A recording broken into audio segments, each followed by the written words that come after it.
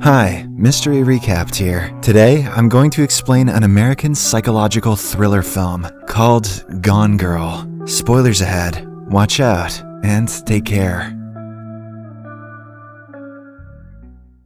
Nicholas Nick Dunn is a nonchalant man in his 40s who has been married to a beautiful wife named Amy. Today is the 5th anniversary of their wedding, but unlike other husbands, Nick seems to be quite off. It's evident that he has lost interest in his wife. Instead of buying a gift for her, he heads to the bar to have some drinks. The bartender is none other than his twin sister, Margot. She notices Nick's hung-up face and inquires about the reason. He simply says, "Amy," and the movie goes into a flashback to the night they met. Amy, a popular children's writer, had organized a book launch event, and Nick was among the several attendees. The two met coincidentally and started conversing about their shared interest in books. Nick was a writer himself, but only for a small men's magazine, while Amy was adored by millions. Like if the writer of The Hunger Games met the writer of 7 Cool Ways to Trim Your Pubes. Soon they went outside and wandered around the alleys of New York City. Nick had used his charm and good looks to impress Amy, and at an opportune moment, he kissed her. They capped off their night by making passionate love. In the present, as Nick continues explaining his story, he suddenly gets a call from his neighbor, saying that his cat is outside. Nick hurries home and retrieves the cat. Strangely, the front door is open. Nick calls out for Amy, but she does not respond. So he searches around the house until he comes across a shattered glass table. This surprises Nick, so he immediately calls for help. Shortly after, Detective Rhonda arrives at the scene with her assistant and quickly gets to work. She scans through the house and finds a few droplets of blood in unusual places. Then she observes Amy's room and comes across her books. Realizing that she is a famous writer, Detective Rhonda starts treating her disappearance as a high-profile case. Later, all of them arrive at the police station, and Nick is asked to go through a few tests. Once he's done, Detective Rhonda assures him that they will find Amy. Her credit cards are being tracked. A forensics team is already on the crime scene to check for clues. And, most importantly, a press conference will be held tomorrow to appeal for help. Strangely, Nick finds all of this funny, and he even compares it to the show Law and Order. This is the first red flag for Detective Rhonda, so she starts asking him questions. However, Nick can't answer many of them, like he doesn't know Amy's blood type, her favorite food, or even her nickname. All Nick knows is that Amy had no friends, and she spent most of her time reading books. Following this, we are again taken to a flashback. It is the 1st anniversary of Nick and Amy's marriage, and they are living happily. They often have coitus in public places and gift each other with expensive items. But little did they know that their lives are only going downhill from this point onwards. I don't know, any couple should know that they've peaked once they've scratched banging in the ball pit at a McDonald's off their list. Back in the present, as Detective Rhonda is looking for clues at the crime scene, a pregnant woman named Noelle shows up, claiming to be Amy's best friend. She reveals that she lives just 3 blocks away and has been in close proximity with Amy for over a year. This makes Rhonda suspicious, as previously, Nick mentioned that his wife didn't have any friends. Nonetheless, she decides to interrogate Noelle later and sends her away. Following this, she enters the Dunn residence and learns from the forensic team that the kitchen floor was splattered with blood, which was then later cleaned. Furthermore, it is revealed that the entire house is registered in Amy's name. The next day, the scheduled press conference takes place. Since Amy is a popular writer, hundreds of reporters have arrived, and the whole thing is being broadcasted live on television. Nick and his in-laws are set to take over the press conference. When it's Nick's turn, he reluctantly utters 2 sentences and even puts on a smile for a photograph. That night, he heads to his father's abandoned house to relax. Just then, Detective Rhonda arrives, and it turns out that she was following him. This enrages Nick, so he quickly escorts her out of the house before departing in his car. Next, another flashback is shown, where the couple has started going through a rough patch. Now, Amy records everything in her diary. The couple is shifted to Nick's hometown in Missouri to look after his terminally ill mother. It has already been a few months, but Nick has yet to find a job. This forces Amy to borrow money from her wealthy parents. Things are running on a very tight budget, but Nick, who is not used to being unemployed, recklessly spends money on video games. Oh no,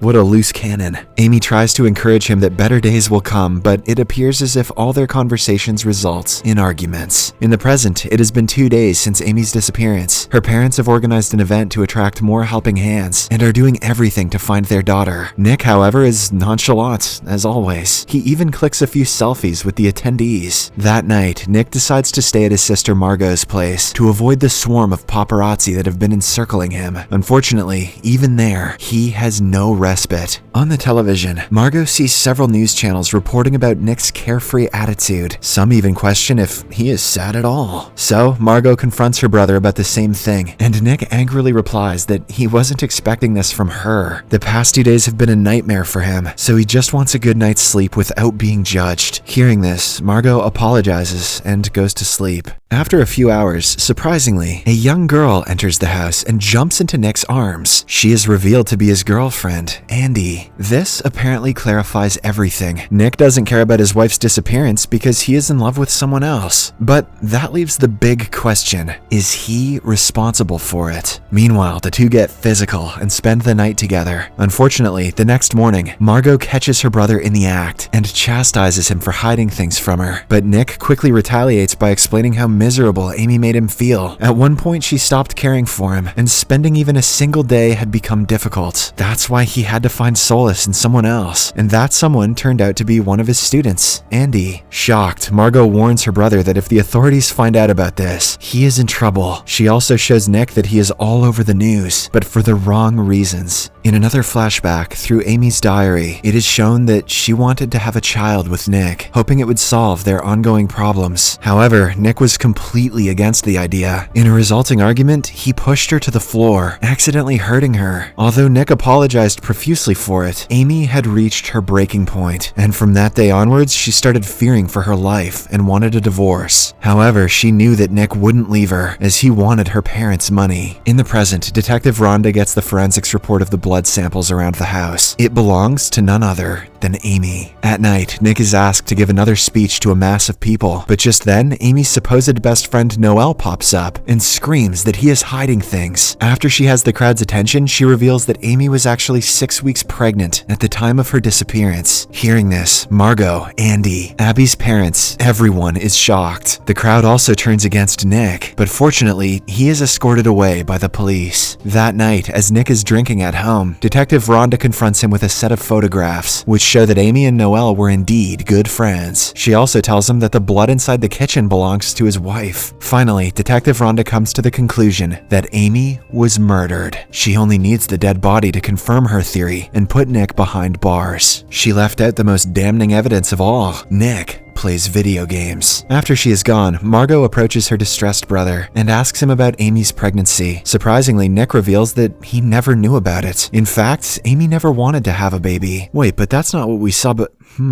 At the same time, Detective Rhonda reaches Nick's father's house to look for clues. She does not find a body, but she finds Amy's half-burnt diary in the furnace. Following this, we are taken to the day of the disappearance. In a shocking turn of events, it is revealed that Amy herself is the perpetrator of the entire incident. Everything that is pointing towards her husband's arrest was meticulously planned by her. In Amy's eyes, Nick took her soul by lying to her, cheating on her, and taking away her pride and money. We are then shown how she staged the whole thing. At first, she secretly befriended the dumbest neighbor in the area and invited her home. Knowing that Noelle was pregnant, Amy cunningly stole her urine sample and took it to a local hospital to create fake medical records. She also filled Noelle's mind with lies about how Nick beats her up every night. As for the crime scene, Amy drew 2 bags of blood from her hand and splattered it across the kitchen floor. She then swept it carelessly so that the police could find traces of it. Finally, Amy wrote fake stories in her diary and left it for the cops. This means that Nick never assaulted her. In fact, she was the aggressive one. As Amy drives away in her car, she reveals that she started planning the night she saw Nick cheating on her. Elsewhere, Nick has also become sure that his wife is trying to frame him, but since he has no proof, he decides to visit Tanner, the smartest lawyer in the country. Tanner immediately showcases his quick thinking skills by advising Nick on a few things. If he wants to win the case, firstly, he has to make sure the country is on his side. For that, he has to defame shame Amy. Tanner says that the first step would be to find someone she screwed over in the past and get a testimony from them. Nick knows just the perfect guy. Before him, Amy was in a relationship with Desi Collins, a rich guy from New York. The two were a perfect match because of their high standards, but soon, Desi became possessive. This resulted in their breakup, and when Desi still didn't stop pursuing Amy, she had to file a restraining order against him. But to this day, he still writes letters to her. Nick uses the address from one of these letters and visits his mansion, but unfortunately, Desi doesn't want to speak badly about the love of his life. Despite everything that Amy has done to him, he still wants to defend her. On the other hand, Amy has completely changed her identity and is now living in a small neighborhood. She mostly minds her own business and tries to stay away from everyone around. However, one day, she accidentally drops her thick wad of money, which a few of her neighbors notice. That night, she is attacked by the same people who beat her up and take the money away. The only good thing is that they didn't realize she is the Gone Girl from the news. But Amy doesn't want to take the chance, so she packs her belongings and leaves the place. She doesn't have a place to stay, so she calls the only person who loves her unconditionally, Desi Collins. In the next scene, the two meet in a casino, and Amy quickly starts manipulating him. She lies that she was forced to run away from her home, as Nick was about to kill her. Now she cannot return, as the entire nation will perceive her as a coward. Desi immediately buys her story, and takes this as the perfect opportunity to reconcile with her. Hence, he escorts Amy to his private villa, which lies in the middle of nowhere. There are cameras around the entire place, so Amy won't have to worry about being discovered.